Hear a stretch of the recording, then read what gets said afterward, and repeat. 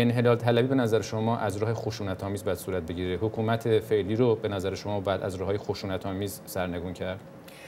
ببینید، من به راستی باید دیوانه باشم که خواسته باشم هم میهنانم کشته بشن یا حتی یک خونی از بینی یک نفر یک قطره خون بریزه.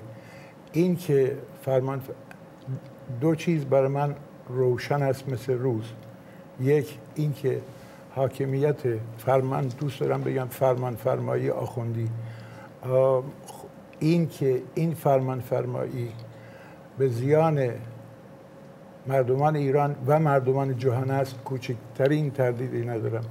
این که این حاکمیت باید برافته و به درک واصل بشه، از میان بره، در این هم هیچ تردیدی ندارم. اما این که چگونه از میان بره، چگونه بر بیفته، من فکر میکنم که همچنان که در دیگر جنبش ها و خیزش های اجتماعی پیش اومده، حاکمیت است که شیوه مبارزه رو به ما تحمیل میکنه.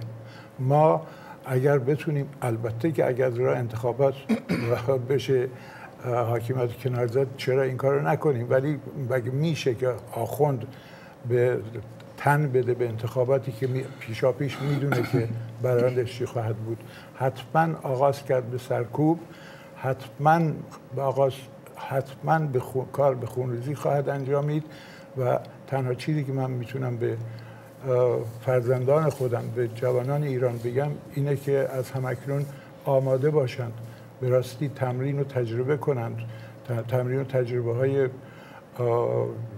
جنگ مسلحانه جدی کاش پیش نیاد، ولی من گمان میکنم که آخوند این چگونگی رو بر ما تحمیل خواهد کرد. امیدوارم نشه، ولی با این امیدواری چیزی حل نمیشه.